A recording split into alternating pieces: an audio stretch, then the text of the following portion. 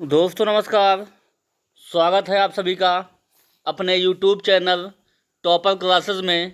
देखेंगे हम गणित में जो है लाभ हानि कैसे बनाते हैं। परीक्षाओं में क्वेश्चन इससे बनते हैं, तो देखेंगे हम लाभ हानि के सवाल कैसे बनते हैं और कैसे आप लोग परीक्षाओं में बनाएंगे। बिल्कुल बेसिक से सीखिएगा, बिल्कुल जिसको जीरो स्टार्टिंग में जीरो से करूँगा। जो सक्षमता परीक्षा, UP TET, C TET, super TET, BPSC TRE 4, NTPC इत्यादि एग्ज़ामों में बहुत ही इम्पॉर्टेंट क्वेश्चनों की श्रृंखला में लेकर आया हूँ। जो अगर चैनल अच्छा लगे आपको सवाल तो चैनल को लाइक करिएगा, सब्सक्राइब करिएगा और दोस्तों में शेयर करिएगा। देखते हैं पहला सवाल क्या कहता है।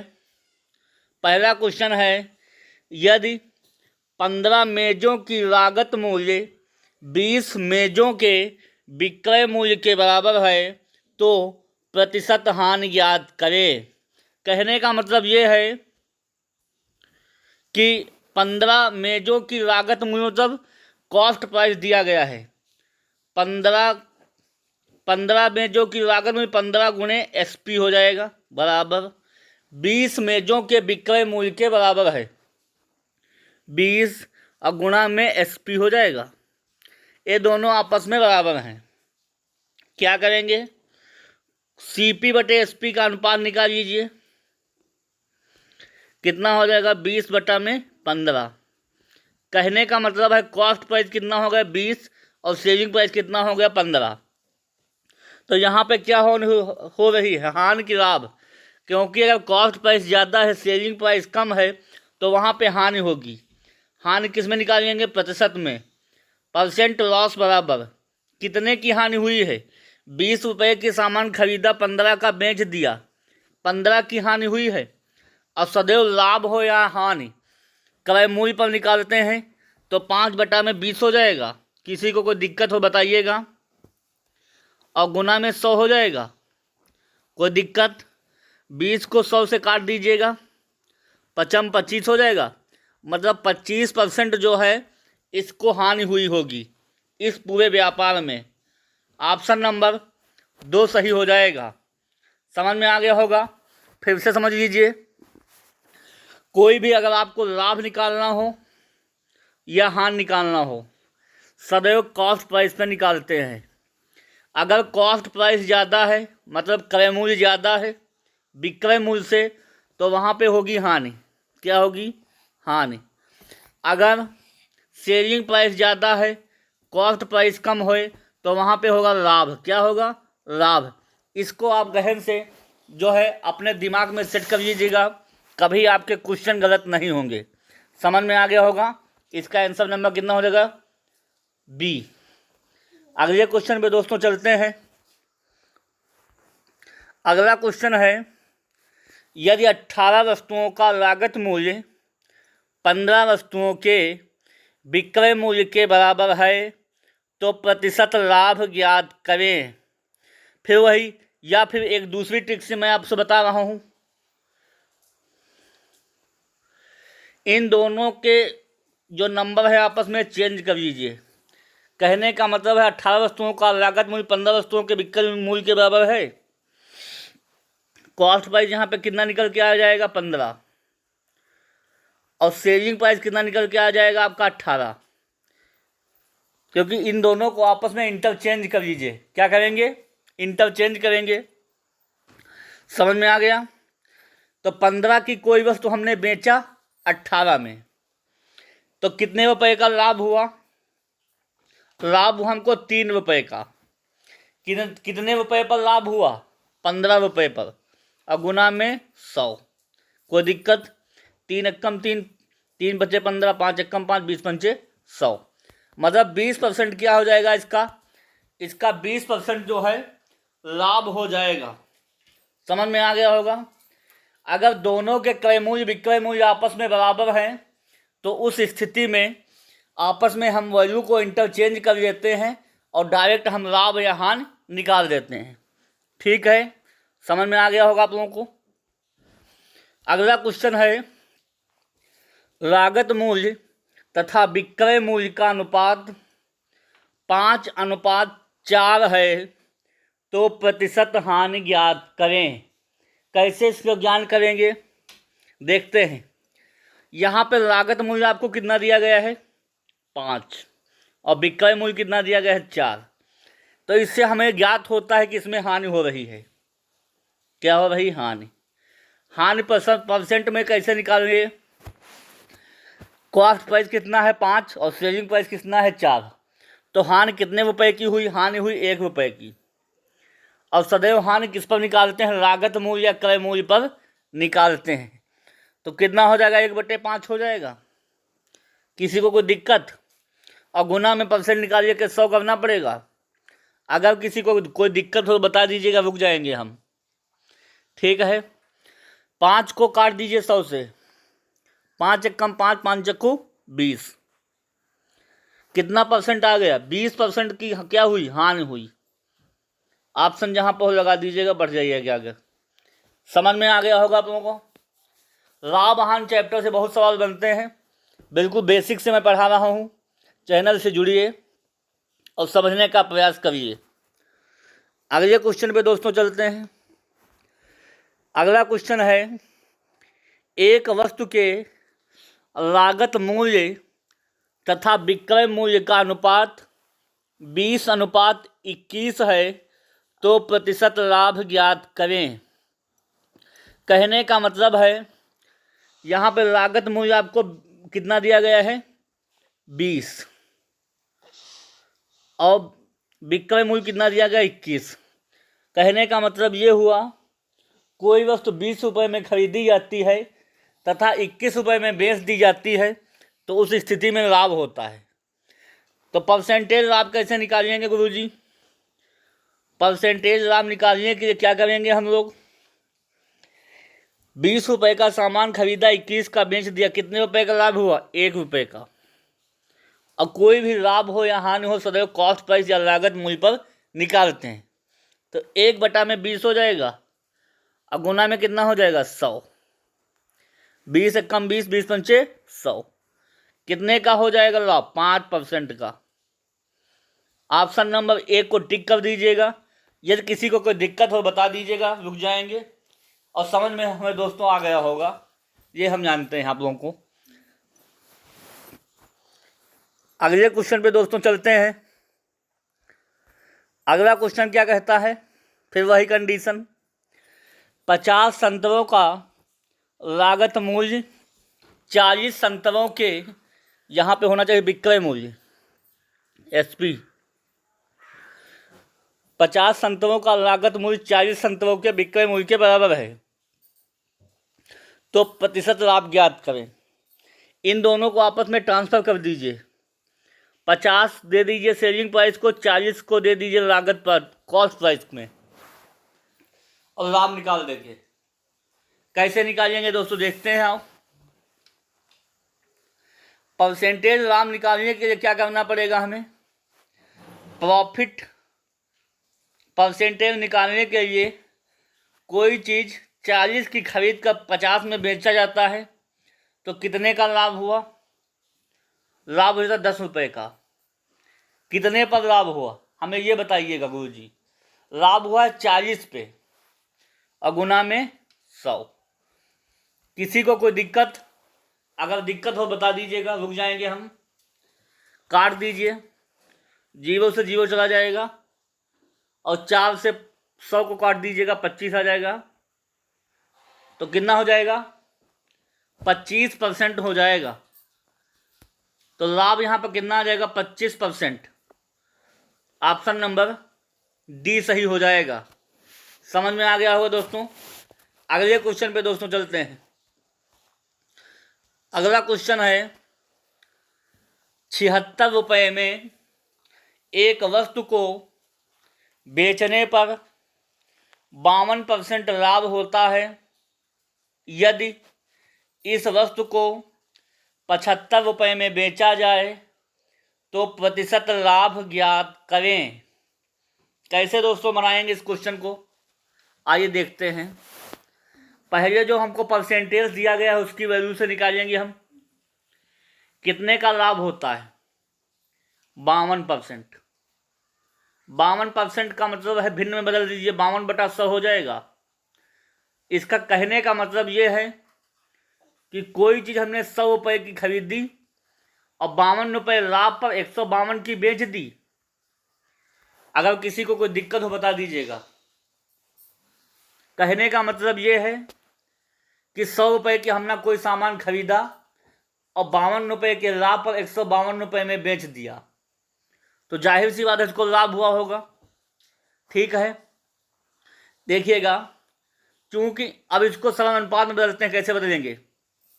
इस 100 को 2 से काट दीजिए, 50 आ जाएगा, और इस 2 से काट दीजिए, 76 आ जाएगा। जो कि 76 वैल्यू जो है यहाँ हमको आपको दी गई है कि 76 में बिकता है। अगर सामान 76 रुपये में ही बिकता है तो उसका कॉस्ट प्राइस कितना होगा? 50।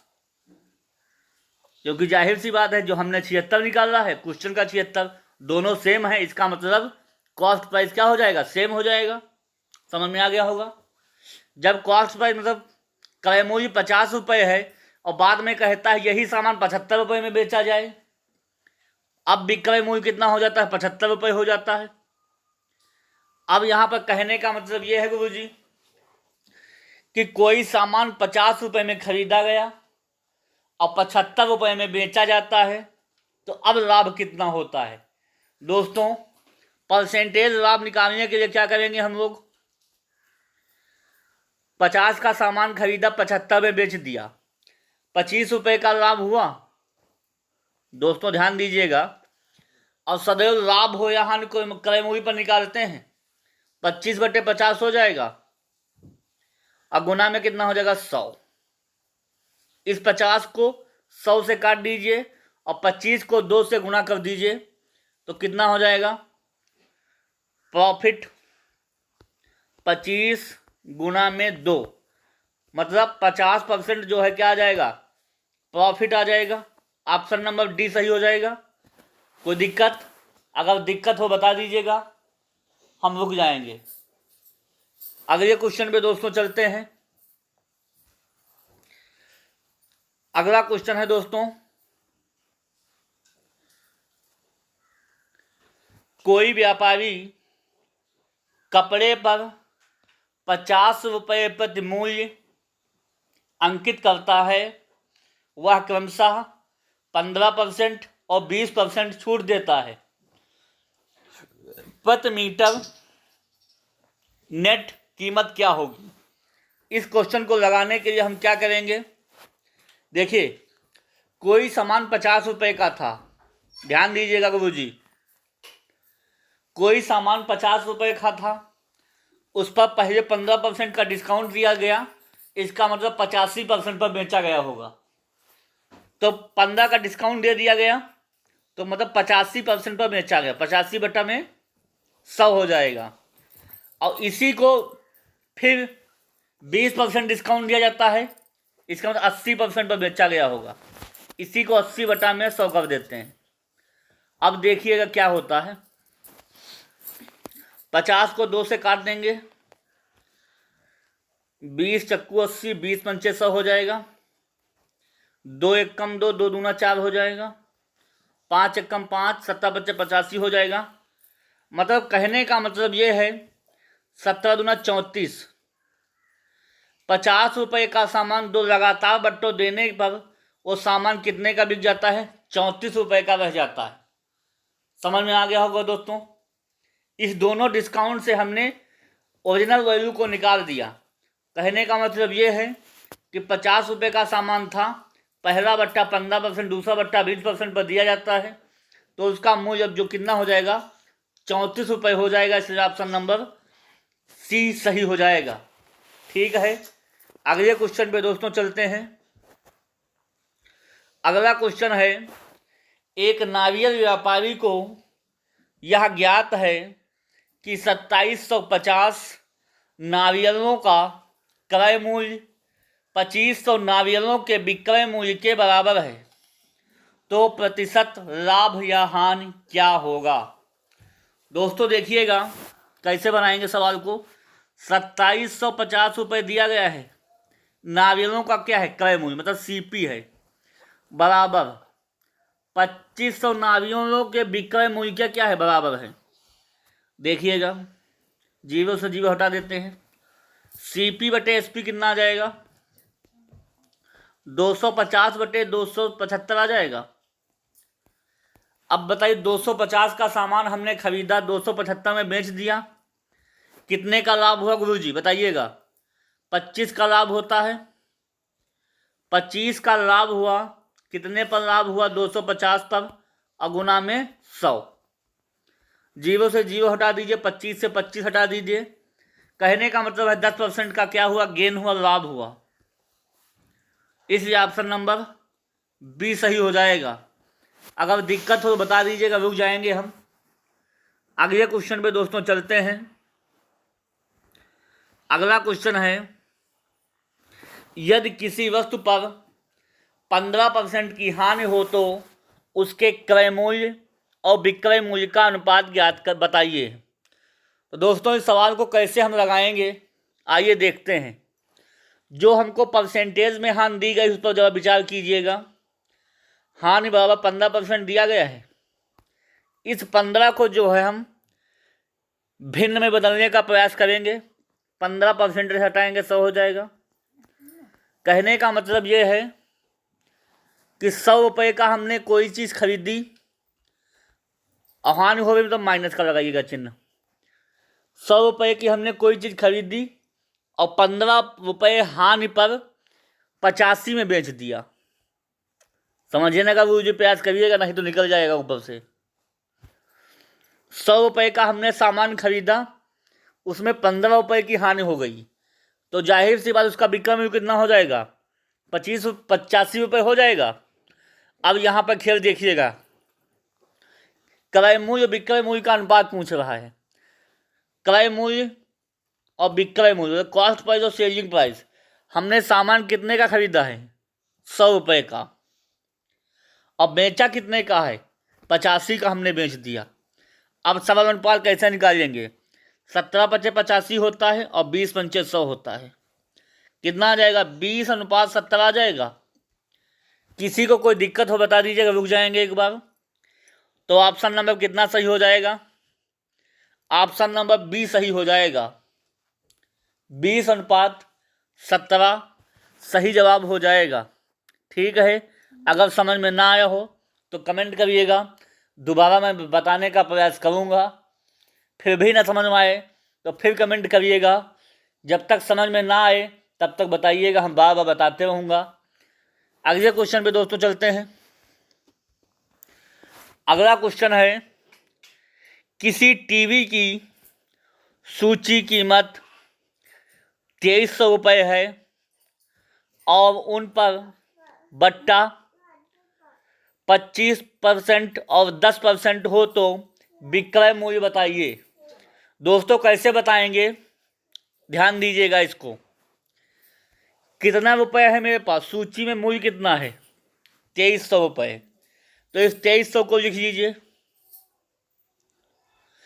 बट्टा कितना दिया जाता है, ध्यान दीजिएगा गुरुजी, 25% का बट्टा दिया जाता है, तो इसकी वैल्यू कितनी हो जाएगी, 75% हो जाएगी। 75 बटा में 100 हो गई। फिर 10% की वैल्यू, 10% का डिस्काउंट दिया जाता है, 90 बटे 100 हो जाए। किसी को कोई दिक्कत हो बता दीजिएगा भाई, रुक जाएंगे। सॉल्व करने का प्रयास करिएगा।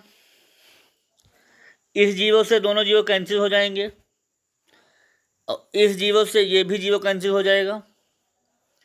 2 पंचे 10 और 15 बचे 75, तो 23 और 15 नवा 135 और बटा में 2। 23 गुना में 135 बटा 2 मिटा देते हैं। 23 गुना में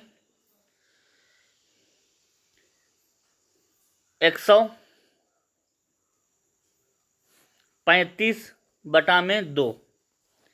अगर 23 और 135 की गुणा की जाएगी तो 3105 रुपये आएगा और बटे में 2।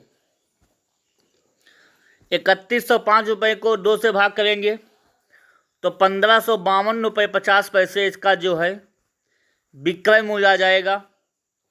ऑप्शन नंबर इसका सी सही जवाब हो जाएगा।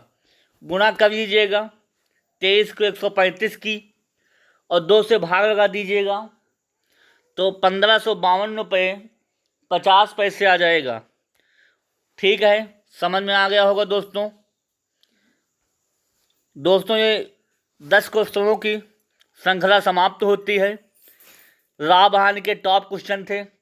फिर मैं ऐसे ही कोई ना कोई सेशन लेके आऊँगा जो आपकी कंपटीशन एग्जाम के लिए अति महत्वपूर्ण होंगे। अगर सवाल अच्छे लगें तो चैनल को लाइक करिएगा, सब्सक्राइब करिएगा, दोस्तों में शेयर करिएगा। देखिए, अगर आप लोग लाइक करते हैं, सब्सक्राइब करते हैं तो मोटिवेशन मिलता है, जिससे नया नया कंटेंट हम देने का हमने प्रयास करता हूँ, जिससे आप लोगों को अच्छा सा कंटेंट दे सकूँ और परीक्षा में आ सके और अपने जीवन को उज्जवल बना सकें। माता पिता का नाम रोशन करिए, सपना साकार करिए, लगे रहिए। सफलता एक दिन में नहीं मिलती, लेकिन एक ना एक दिन मिल ही जाती है।